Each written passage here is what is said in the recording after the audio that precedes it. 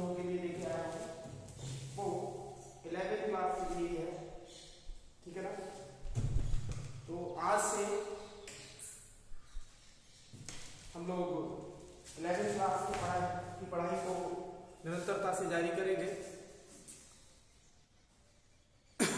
आज से ही निरंतर आप अभ्यास कर रहे हैं।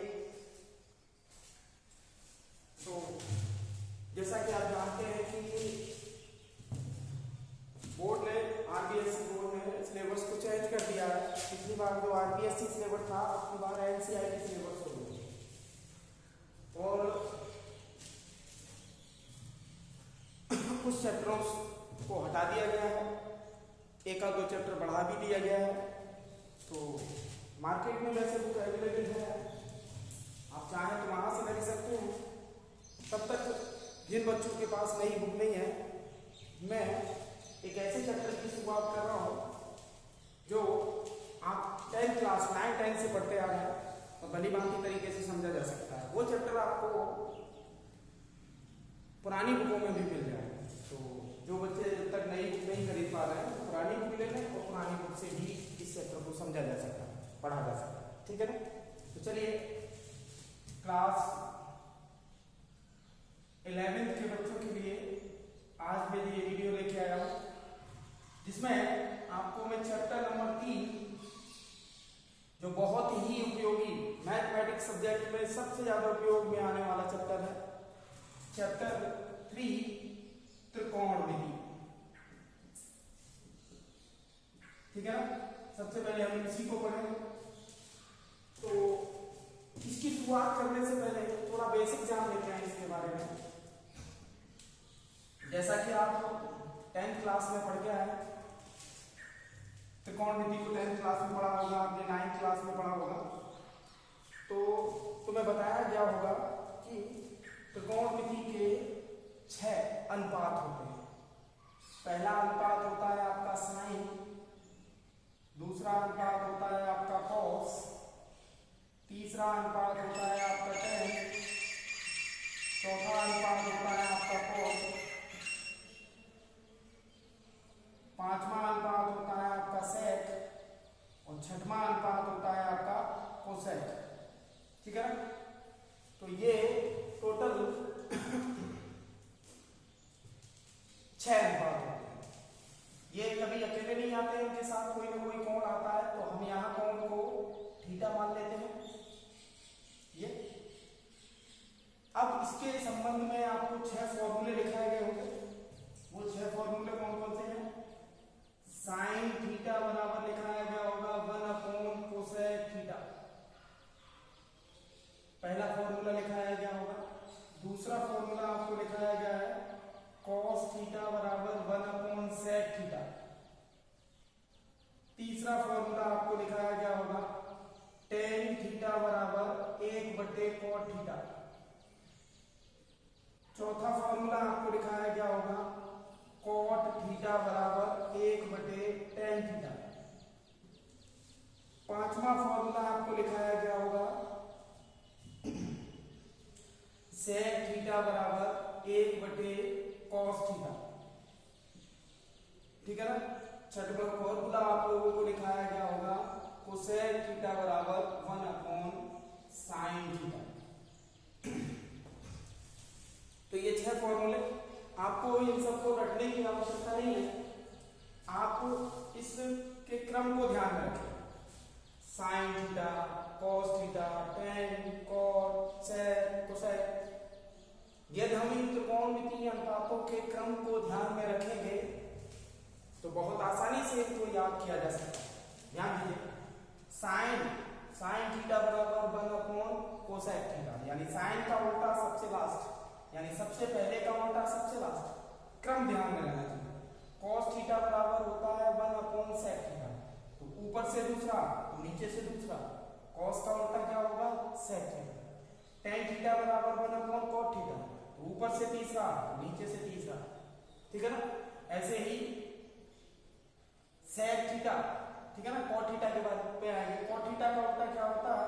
1/tan थीटा, तो ऊपर से चौथा नीचे से भी चौथा। उसके बाद आएंगे सेक थीटा पे। सेक थीटा का उल्टा क्या होता है 1/cos थीटा, ऊपर से 5वां नीचे से भी 5वां। अब उसके बाद लास्ट पे आएंगे कोसेक थीटा का उल्टा 1/sin थीटा, ऊपर से 6वां नीचे से भी 6वां। रखने की आवश्यकता नहीं, गलती होने की संभावना ही नहीं है। यदि आपको ये क्रम याद है तो यहाँ आपसे गलती होने की या भूलने की कोई संभावना ही नहीं, बहुत आसानी से याद किया जा सकता है। ठीक है, तो आप इसके क्रम को ध्यान में रखेंगे और इसको बहुत आसानी से याद कर सकेंगे। ठीक है ना, चलते हैं अब आगे। 2 फॉर्मूले आपको और लिखाए गए होंगे इसी क्रम में। 6वां के बाद 7वां लिखाया गया होगा tan थीटा का। एक tan थीटा का फॉर्मूला sin cos के पदों में और होता है। sin थीटा बटे क्या होता है हमारे पास cos थीटा। अब हम जानते हैं कि tan का उल्टा क्या होता है cot, तो यहां भी tan का उल्टा cot होगा, तो cot थीटा बराबर हो जाएगा हमारे पास कितना cos थीटा बटे sin थीटा। ठीक है, तो ये फॉर्मूले और है जिनको आप बहुत आसानी से याद कर सकते हैं। हम जानते हैं कि tan थीटा बराबर sin थीटा बटे cos थीटा होता है, तो cot थीटा बराबर cos थीटा बटे sin थीटा होगा। ठीक है, इन सबको हम ध्यान में रखेंगे। ये सब कुछ आपको 10th क्लास में पढ़ाया जा चुका होगा और आपको भलीभांति तरीके से याद भी होगा। जिन बच्चों को याद नहीं है यहाँ से वीडियो को रोक के बड़े आसानी से देख सकते हैं और इनको याद कर सकते हैं। ठीक है, अब चलते हैं भाई आगे। 9 सर्वसंख्याएं भी बढ़ाई गई होंगी आप दोनों को। ठीक है, 9 सर्वसंख्याएं भी बढ़ाई गई होंगी, जिनमें से मैं 9 की 9 सर्वसंख्याएं यहाँ लिख रहा हूँ। पहली सर्वसंख्या पढ़ाई गई होगी sin square theta plus cos square theta बराबर होगा किसके 1। अब इसी के संबंध में 2 सर्वसंख्याएं और होगी। दूसरी हम लिखेंगे यहाँ पे sin स्क्वायर थीटा को हम यही रखेंगे और 1 cos स्क्वायर थीटा का पक्षांतर कर देंगे तो माइनस का cos स्क्वायर थीटा। तीसरी भी सर्वसंख्या हम यही लिखेंगे। ठीक है, cos स्क्वायर थीटा को हम यही रखेंगे और sin स्क्वायर थीटा का पक्षांतर कर देंगे तो 1 माइनस sin स्क्वायर थीटा। ये तीनों की तीनों सर्वसंख्या है, एक ही ग्रुप की है। आप इनको बड़ी आसानी से याद कर सकते हैं। एक सर्वसंख्या जो मैन है sin square theta plus cos square theta, आप इसको याद रखिए बराबर 1 होता है और फिर शेष दोनों का पक्षांतर करके निकाल लिया जाता है। ठीक है, ध्यान में रखेंगे। ये 3 है एक ग्रुप में, अगले ग्रुप में और भी 3 आएंगे, यानी 3 के 3 ग्रुप हैं। आप इनको बहुत आसानी से याद कर सकते हैं। ठीक है, अब तीसरे के बाद चौथे पे चलते हैं। चौथे में आएगा क्या sec square theta minus tan square theta बराबर होता है किसके 1। ये अगला ग्रुप है आपका कि sec square theta minus tan square theta बराबर क्या होता है हमारे पास 1। अब यदि मैं यहाँ से 5वां एक एक करके पहले की तरह फिर इसका पक्षांतर करेंगे हम, तो sec स्क्वायर थीटा को हम यही रखेंगे, tan स्क्वायर थीटा का पक्षांतर करेंगे तो 1 माइनस का कितना हो जाएगा हमारे पास tan स्क्वायर थीटा। अब इसी क्रम में मैं क्या करूंगा कि tan स्क्वायर थीटा को उधर ले जाऊंगा, 1 को इधर लाऊंगा, तो tan स्क्वायर थीटा उधर जाएगा तो किसका हो जाएगा प्लस का, 1 इधर आएगा तो किसका हो जाएगा माइनस का। तो यहां से कितना हो जाएगा sec स्क्वायर थीटा माइनस 1। ये 3 एक ग्रुप के हैं, आप इनको भी बहुत आसानी से याद किया जा सकता है। इसके बाद 7वां लिखेंगे हम सर्वसंख्या, वो होती है क्या कोसेक स्क्वायर थीटा माइनस का cot स्क्वायर थीटा बराबर होता है 1। अब इसका भी पक्षांतर कर करके हम 2 और सर्वसंख्याएं प्राप्त कर सकते हैं, ऊपर जैसे प्राप्त किए हैं वैसे ही। 8वां होता है मैं कोसेक स्क्वायर थीटा को यही रखूंगा, cot स्क्वायर थीटा का पक्षांतर कर दूंगा तो 1 प्लस कितना हो जाएगा cot स्क्वायर थीटा।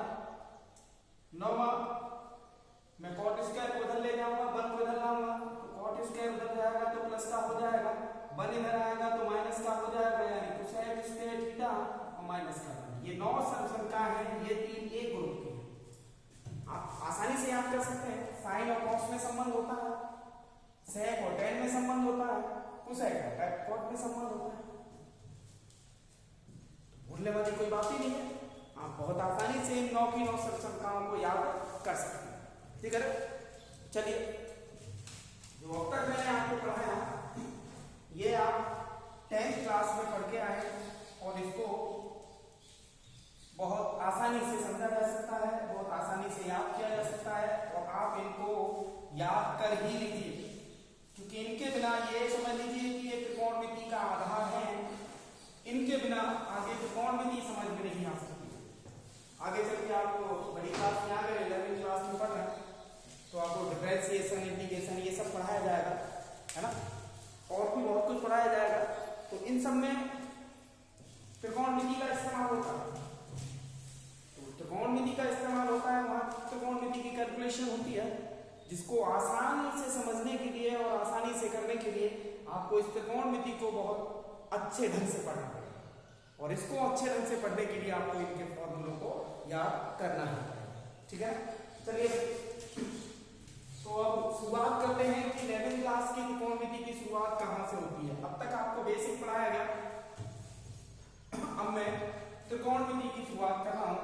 आपका पहला टॉपिक है यहाँ 11वीं क्लास में कोण, एंगल। ठीक है ना, एंगल के बारे में हम पढ़ेंगे।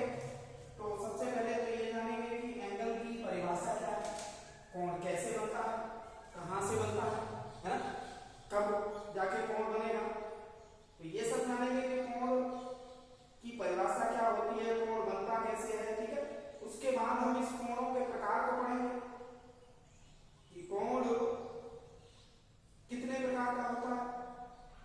उसके बाद हम कोण को मापने की इकाइयां पढ़ेंगे कि कोण को कितने मापकों के जरिए से नापा जा सकता है।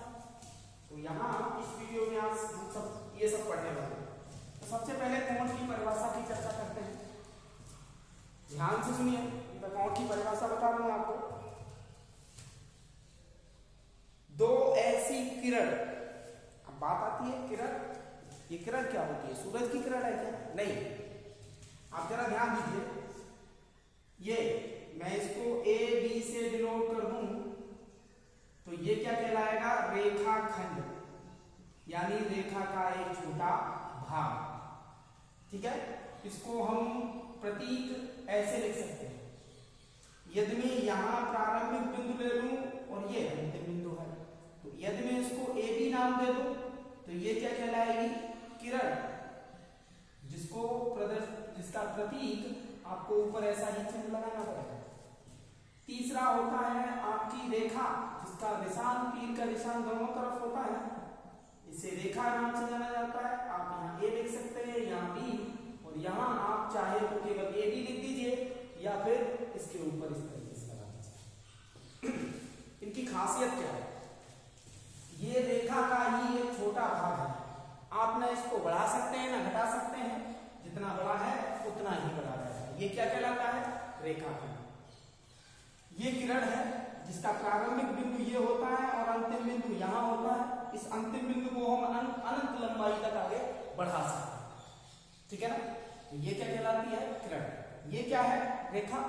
रेखा को आगे भी बढ़ा सकते हैं, इसको, इसका ना कोई प्रारंभिक बिंदु होता है ना कोई अंतिम बिंदु, इसको मैं आगे बढ़ा सकता हूँ और पीछे भी बढ़ा सकता हूँ। यानी रेखा को असीमित लंबाई तक दोनों बढ़ाया जा सकता है। ठीक है ना, तो ध्यान में रखेंगे कि किरण क्या होती है। यहाँ बात हम किरण की कर रहे हैं, तो ये है किरण। तो कोण की परिभाषा होती है, दो ऐसी किरण जिनका प्रारंभिक बिंदु एक ही होता है।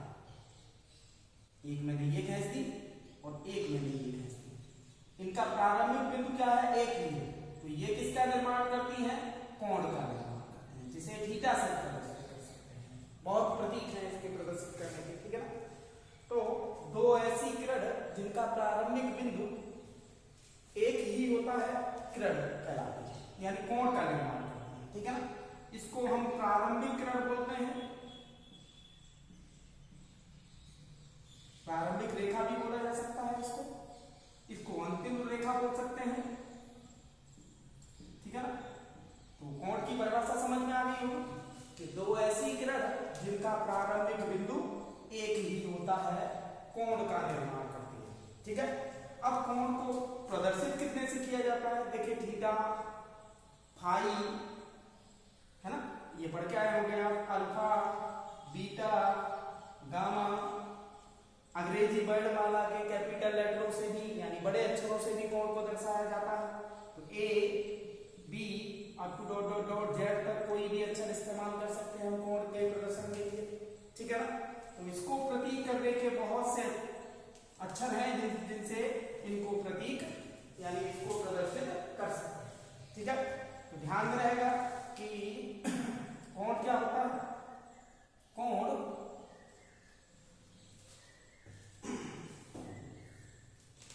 दो ऐसी किरण जिनका प्रारंभिक बिंदु एक ही होता है कोण का निर्माण करती है। इसे theta phi alpha beta gamma A B C up to dot dot dot Z से प्रदर्शित करते हैं। अब हम पढ़ेंगे दूसरा इसी क्रम में कोण के प्रकार। स्पष्ट है कि आपकी समझ में कोण आ गया होगा कि एंगल क्या होता है। अब पढ़ेंगे कोण के प्रकार। तो आप पूछ रहे हो कोण कितने प्रकार का होता है। यहाँ हम कोण के प्रकार वो नहीं पढ़ेंगे कि अधिक कोण होता है, न्यून कोण होता है, समकोण होता है ना, ये सब चीज तो आप पढ़ के आए। पूरा कोण होता है, समकोण होता है, ये सब तो आप पीछे छोटी छोटी क्लासों में पढ़ के आए। यहाँ कोण के दो प्रकार बताए जाएंगे। जितने बार अब तक तुमने कोण पढ़े हैं वो केवल धनात्मक कोण पढ़े हैं, लेकिन कोण दो तरीके से हो सकता है। पहला तो होता है धनात्मक कोण और दूसरा होता है आपका ऋणात्मक कोण।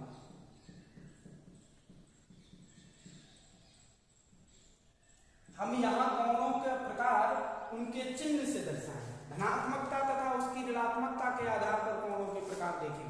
तो कोण विशेषकर दो प्रकार के होते हैं, एक तो धनात्मक होता है और एक ऋणात्मक होता है। आपने अब तक धनात्मक कोण पढ़े हैं, आप सोच रहे होंगे कि ये ऋणात्मक कहां से आ गए। देखिए कोण दोनों प्रकार के होते हैं, धनात्मक भी होते हैं और ऋणात्मक भी होते हैं। अब धनात्मक कब बनता है, ऋणात्मक कब बनता है, ये कोण के मापन पे डिपेंड करता है कि हम कोण को किस तरीके से मापना है, ठीक है ना। यदि ध्यान दीजिए, मैं पहले धनात्मक कोण की परिभाषा बता रहा हूं आपको कि धनात्मक कोण आपका कब बनता है। मान लीजिए कि आपकी एक प्रारंभिक रेखा है, ये इसको प्रारंभिक रेखा नाम देंगे और इसकी अंतिम रेखा ये है। तो कोण कहां बनेगा, इधर से इधर की ओर है ना। यदि किसी कोण का मापन वामावर्त दिशा में किया जाता है यानी बाएं हाथ की ओर घूमता है इस तरीके से, ठीक है ना। आप यहां समझ सकते हैं ये कोई रेखा है, यहां से यदि मैं कोण का मापन इस तरीके से करूं इस डायरेक्शन में, जिसे हम बोलते हैं वामावर्त दिशा या एंटी क्लॉकवाइज, ठीक है ना। आप लिख लीजिएगा एंटी क्लॉकवाइज यानी घड़ी की सुइयों की विपरीत दिशा। घड़ी की सुइयां ऐसे घूमती हैं, हम कोण का मापन कैसे करते हैं, ऐसे। यदि इस स्थिति में कोण का मापन किया जाता है, यदि किसी कोण का मापन वामावर्त दिशा से होता है या एंटी क्लॉकवाइज किसी कोण को मापा जाता है तो वो कोण हमेशा धनात्मक होता है, ठीक है।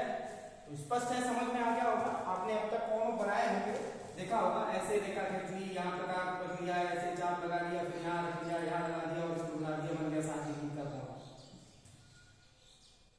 अब -60 का बनाएंगे तो कैसे बनाएंगे, वो अभी ऋणात्मक कोण बढ़ाया जाएगा, तो मैं आपको बताऊंगा कि -60 का कोण कैसे बनेगा, ठीक है। तो ये बात समझ में आ गई होगी आपके कि धनात्मक कोण क्या होता है। जब किसी कोण को, या फिर हम ऐसे बोल सकते हैं कि प्रारंभिक रेखा के किसी बिंदु पर मापा जाने वाला वह कोण जो वामावर्त दिशा में मापा जाता है, किधर, वामावर्त दिशा। कोण का मापन जब वामावर्त यानी एंटी क्लॉकवाइज होता है तो कोण धनात्मक होता है। अब बात करते हैं हम ऋणात्मक कब होता है, ठीक इसका विलोम है ना।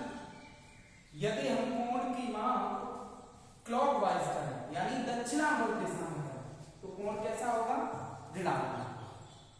देखिए जैसे ये आपकी प्रारंभिक रेखा और यदि मैंने यहां से अंतिम रेखा को ये खींच दिया, ये क्या है, प्रारंभिक रेखा और ये अंतिम रेखा, ठीक है।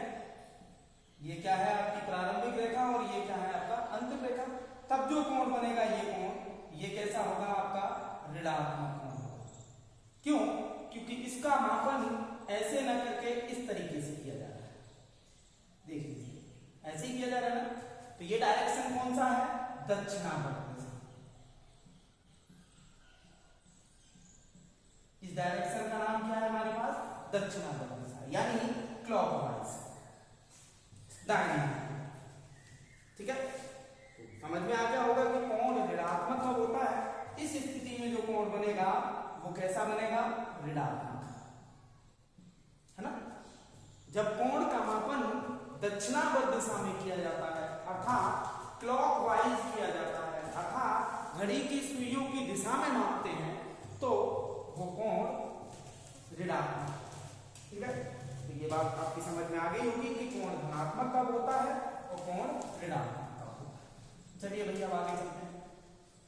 तो दो प्रकार का आपका कोण होता है, एक होता है धनात्मक और एक होता है ऋणात्मक।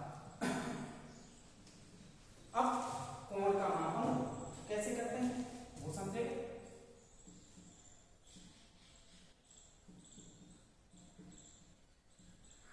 कोण का मापन दो मात्रकों में किया जाता है। पहला होता है डिग्री और दूसरा होता है रेडियन। कोण को हम दो तरीके से नापते हैं, डिग्री में भी नापते हैं और रेडियन में भी। देखिए वैसे आपने पढ़ा होगा 60 डिग्री, 90 डिग्री, है ना, 120 डिग्री, ये कोई बिंदु है, ये इसकी प्रारंभिक रेखा है। कोई व्यक्ति यहां से चलना प्रारंभ करे और घूमकर यदि यहीं आ जाए इसी रेखा पर, तो कितने डिग्री का कोण बन जाता है? क्योंकि इसका एक परिक्रमण काल पूरा हो जाता है, अतः ये कितने डिग्री के कोण का निर्माण करेगा? हम जानते हैं कि किसी भी वस्तु द्वारा या किसी भी चीज द्वारा जब एक परिक्रमण का पूरा हो जाता है तो उसके केंद्र पर बनने वाला कोण जो होता है, परिक्रमण एक परिक्रमण पूरा होने में उसके केंद्र पर जो कोण बनता है वो 360 डिग्री का बनता है। ठीक है, तो हम कह सकते हैं कि 1 डिग्री क्या होगा। ठीक है, अब हम यहां से डिग्री की परिभाषा दें। ठीक है, कि डिग्री क्या होता है?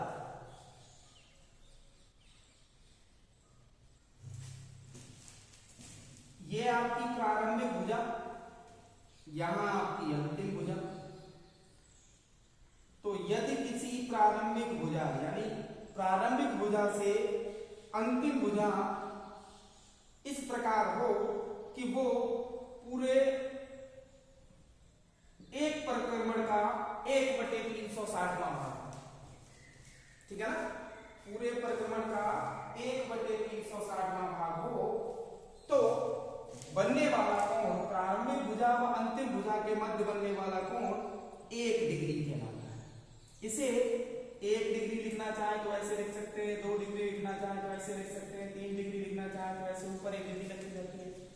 ठीक है, क्या बताया कि प्रारंभिक भुजा व अंतिम भुजा, किसी कोण को बनाने वाली प्रारंभिक भुजा व अंतिम भुजा, बहुत आसान सी परिभाषा दे रहा हूं और इससे भी आसान एक और परिभाषा दूंगा, पहले आप इसको समझ लीजिए।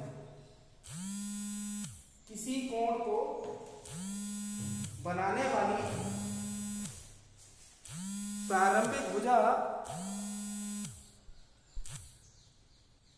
तथा अंतिम भुजा, ठीक है, किसी कोण को बनाने वाली प्रारंभिक भुजा तथा अंतिम भुजा इस प्रकार हो कि वो पूरे एक परिक्रमण का 1/360वां भाग हो। क्यों? क्योंकि एक परिक्रमण काल में यानी एक परिक्रमण पूरा करने में बनने वाला कोण 360 डिग्री का होता है। ठीक है ना, तो प्रारंभिक भुजा तथा अंतिम भुजा दोनों इस प्रकार हो कि एक परिक्रमण का 1/360वां भाग हो, उनके मध्य बनने वाला कोण एक परिक्रमण का 1/360वां भाग होगा, तो वो 1 डिग्री कहलाएगा। ठीक है, अब दूसरा डिग्री माप क्या होती है? डिग्री माप में कोण को 3 मात्रकों में नापा जाता है।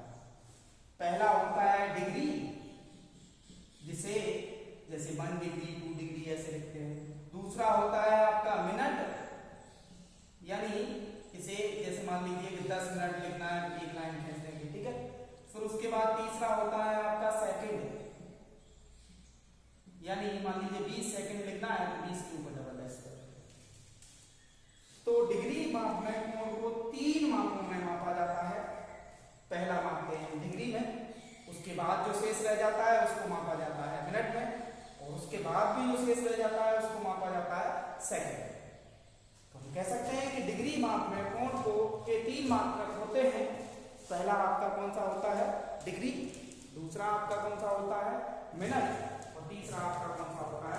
सेकंड। जब 3 मात्रक हैं तो इनमें आपस में कोई ना कोई संबंध होगा। संबंध क्या होता है? 1 डिग्री बराबर होता है 60 मिनट और 1 मिनट बराबर होता है 60 सेकंड। इसको आप ध्यान में रखेंगे। इनमें आपस में डिग्री, मिनट व सेकंड में संबंध होता है कि 1 डिग्री बराबर होता है 60 मिनट और 1 मिनट बराबर होता है 60 सेकंड। ठीक है भाई, इस चीज को आप ध्यान में रखेंगे कि डिग्री माप में कोण को डिग्री में, मिनट में तथा सेकंड में मापा जाता है। ठीक है ना, 3 मात्रक होते हैं इसके माप में। और हम ये भी कह सकते हैं कि जब इसके 3 मात्रक हैं तो इनमें आपस में कोई ना कोई संबंध होगा, और वो संबंध इनमें होता है आपस में कि 1 डिग्री बराबर होता है 60 मिनट, 1 मिनट बराबर होता है 60 सेकंड। तो निश्चित है कि आपको ये डिग्री माप समझ में आ गया होगा। अब चलते हैं आप रेडियन माप की।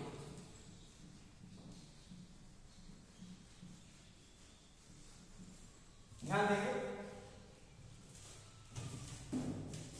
सेकंड रेडियन माप क्या होता है? ठीक है, अब रेडियन माप को देखिए। रेडियन माप क्या होता है? आप वृत्त जानते हैं, है ना? एकांक त्रिज्या के वृत्त। एकांक त्रिज्या का मतलब है इसकी त्रिज्या 1 इकाई है। एकांक त्रिज्या के वृत्त के किसी चाप द्वारा, यानी ए से लेकर बी तक, एकांक चाप द्वारा, चाप की लंबाई को वैसे एल से प्रदर्शित किया जाता है। एकांक चाप है तो इसकी लंबाई कितनी होगी? 1 इकाई। एकांक चाप द्वारा केंद्र पर अंतरित कोण जो होता है वो 1 रेडियन कहलाता है। ठीक है, पहले तो ये समझ लीजिए कि रेडियन माप में कोण को मापने का केवल एक ही मात्रक होता है, वो होता है रेडियन स्वयं। ठीक है ना? अब एक रेडियन होता क्या है? रेडियन की परिभाषा कैसे लिखेंगे कि किसी एकांक त्रिज्या के वृत्त, एकांक त्रिज्या के वृत्त के एकांक लंबाई के चाप द्वारा, एकांक त्रिज्या के वृत्त, या फिर ऐसे कह सकते हैं एकांक वृत्त, एकांक त्रिज्या का वृत्त यानी एकांक वृत्त, एकांक त्रिज्या के वृत्त के एकांक लंबाई के चाप द्वारा केंद्र पर जो कोण अंतरित होता है वो ही 1 रेडियन का होता है। ठीक है, रेडियन माप में कोण को मापने का केवल एक ही मात्रक होता है, वो होता है स्वयं रेडियन। ठीक है, अब ये रेडियन की परिभाषा क्या होती है? हम कह सकते हैं कि एकांक त्रिज्या के वृत्त द्वारा, एकांक त्रिज्या के वृत्त के एकांक लंबाई के चाप द्वारा केंद्र पर अंतरित कोण 1 रेडियन का। अब यहां आर, त्रिज्या आर, चाप की लंबाई एल व कोण थीटा, ये 3 चीजें दी गई है। एक तो हमें त्रिज्या आर दी गई है, एक चाप की लंबाई एल दी गई है और एक कोण हमें दिया गया है थीटा, यानी जहां से हमें रेडियन की परिभाषा दी है। त्रिज्या आर, चाप की लंबाई एल तथा कोण थीटा में एक संबंध होता है आपस में।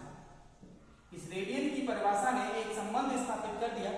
वो संबंध होता है थीटा इक्वल टू होता है एल अपॉन आर। अर्थात हम ये भी कह सकते हैं कि कोण बराबर होता है चाप बटे त्रिज्या। अर्थात यदि हमें किसी वृत्त के चाप की लंबाई तथा उसकी त्रिज्या ज्ञात हो तो उस चाप द्वारा केंद्र पर अंतरित कोण ज्ञात किया जा सकता है। चीज का ध्यान रखेंगे इसमें कि यहाँ जो केंद्र पर कोण बनता है या वो रेडियन में बनता है। जो कोण केंद्र पर बनने वाले कोण का मान हम ज्ञात करेंगे तो इसमें आएगा रेडियन। जब यहाँ इस सूत्र के जरिए से कोण की माप रेडियन में निकल के आती है तो यदि हमें कोण पहले से दिया गया है तो भी हम इस सूत्र में कोण की माप को रेडियन में ही करेंगे। अब मान लीजिए हमारे पास रेडियन में नहीं है, यहाँ तो बता दिया गया कि इस सूत्र में कोण की माप रेडियन में ही इस्तेमाल की जाती है। ये चीज आपकी समझ में आ गई होगी। रेडियन की परिभाषा से इन तीनों में एक संबंध नजर आया और वो संबंध क्या था? Theta equal to L upon R, अर्थात कोण बराबर चाप बटे त्रिज्या। अर्थात हम कह सकते हैं कि यदि किसी वृत्त की त्रिज्या तथा उसका चाप हमें दिया गया हो तो उस चाप द्वारा वृत्त के केंद्र पर अंतरित कोण बहुत आसानी से ज्ञात किया जा सकता है। इन तीनों में एक संबंध होता है, कोण बराबर होता है चाप बटे त्रिज्या। चलिए अभी इस सूत्र में मैंने आप लोगों को बताया कि यहां इस सूत्र में कोण की माप रेडियन में ही इस्तेमाल की जाती है, डिग्री में नहीं कर सकते। तो कोण को मापने के तो दो मात्रा है। मान लीजिए भाई अगर हमें कोण की माप डिग्री में दी गई है तो फिर हम रेडियन में कैसे बदलेंगे? तो इन दोनों में भी आपस में संबंध होता है। रेडियन माप को डिग्री माप में तथा डिग्री माप को रेडियन माप में बदला जा सकता है। पहला सबसे पहले हम लिखेंगे डिग्री माप। डिग्री माप बराबर फॉर्मूला होता है 180 बटे पाई गुणा रेडियन माप। आप इसको ध्यान में रखेंगे कि डिग्री माप बराबर होता है 180 बटे पाई गुणा रेडियन। दूसरा ये तो है आपको रेडियन माप में कोई कोण दिया गया हो आप डिग्री माप में ज्ञात कर सकते हैं। दूसरा है रेडियन माप बराबर होता है पाई बटे 180 गुणा डिग्री माप। ठीक है भाई। अर्थात इस सूत्र की सहायता से हम यदि किसी कोण का मान डिग्री माप में दिया गया है तो हम उसे रेडियन में बदल सकते हैं। तो इतनी चीज हमारी समझ में आ गई कि हम रेडियन को डिग्री में तथा डिग्री को रेडियन में निम्न तरीके से इन सूत्रों की सहायता से परिवर्तित कर सकते हैं। अब एक चीज और ध्यान में रखिएगा आप लोग कि इस डिग्री माप में पाई का इस्तेमाल नहीं किया जाता।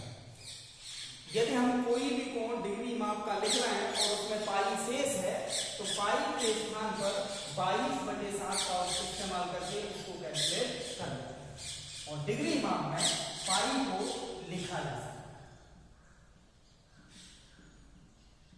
ठीक है, दूसरी चीज आपकी समझ में आ गई होगी। ये डिग्री माप में पाई को नहीं लिखा जाता। ये पाई डिग्री माप में है तो उसके स्थान पे 22/7 जो उसका मानक मान होता है उसको रखे हम बड़े आसानी से उसको कैलकुलेट कर सकते हैं। और यदि रेडियन माप में पाई है तो रेडियन माप में पाई का पाई ही रहने देते हैं, तो रेडियन माप में पाई को लिखा जाता है। तो उम्मीद है आज जो आपको पढ़ाया गया इस क्लास में वो आपको बहुत अच्छे से समझ में आया होगा। आप इस वीडियो को कम से कम 1-2 बार अवश्य देखिए ताकि जो भी कंसेप्ट मैंने कराया है वो क्लियर हो। ठीक है ना। आगे दोनों फॉर्मूलों पे आधारित कोणों को रेडियन से डिग्री में तथा डिग्री से रेडियन में कैसे परिवर्तित किया जाता है ये अगली वीडियो